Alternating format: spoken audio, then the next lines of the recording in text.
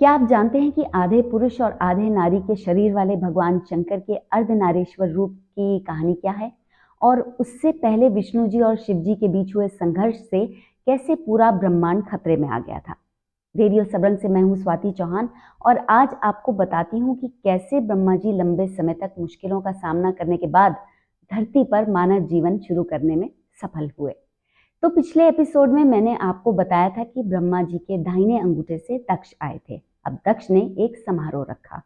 उसमें जो 7 ऋषि थे उन्होंने मंत्रोच्चार शुरू किया। इस कार्यक्रम में विष्णु जी भी आए। मंत्रोच्चार की शक्ति इतनी थी कि पूरा ब्रह्मांड उससे गूंजने लगा और तभी आयोजन स्थल पर अचानक पहुंचे शिव जी।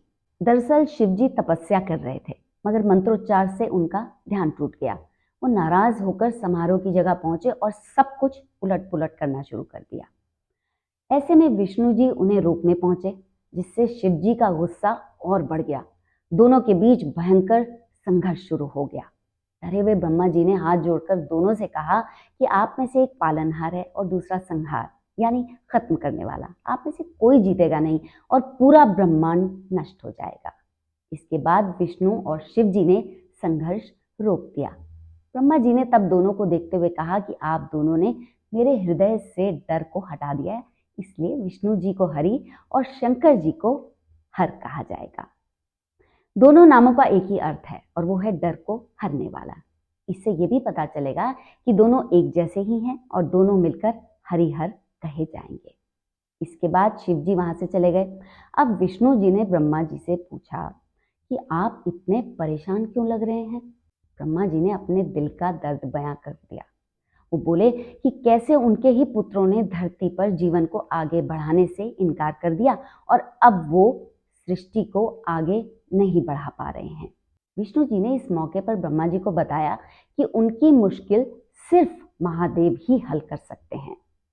ब्रह्मा जी बोले कि मैं तो कोशिश कर चुका हूं, मगर वो तो चीजें नष्ट करने वाले देव हैं, तो सृजन में कैसे मदद करेंगे?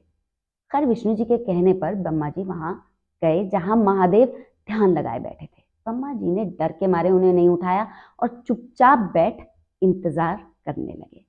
काफी समय बाद शंकर जी ने आंखें खोली। ब्रह्मा जी ने कहा कि धरती पर जीवन का काम रुका हुआ है और अब वो ही उन्हें राह दिखा सकते हैं। महादेव ने कहा कि जैसे आपने अपने पुत्र पैदा किए हैं, उससे मानव जीवन की उत्पत्ति नहीं हो सकती। आपको शक्ति की आवश्यकता है। ये कहकर शिव जी उठ खड़े हुए। ब्रह्मा जी आश्चर्य से उन्हें निहार रहे थे। इसी बीच महादेव के शरीर ने एक नया रूप धारण किया। वो रूप था आधे नर और आधे नारी का। दाहिनी ओर पुरुष और बाईं ओर स्त्री का रूप, बीच में शरीर आधा आधा बटा हुआ। ब्रह्मा जी ने ऐसा स्वरूप नहीं देखा था और उसी में छिपा था संसार के सृजन का रहस्य। महादेव का यही रूप अर्धनारीश्वर रूप कहलाया। उस रूप ने ब्रह्मा जी से कहा कि निर्माण के लिए इस रूप की आवश्यकता है, शिव और शक्ति के रूप की। ब्रह्मा जी ने सिर झुकाया और आशीर्वाद मांगा कि वो स्त्री शक्ति बना सके। आदि शक्ति ने मुस्कुराकर उन्हें आशीर्वाद दिया। इसके बाद ब्रह्मा जी ने पुरुष और स्त्री को अपने शरीर से बनाया।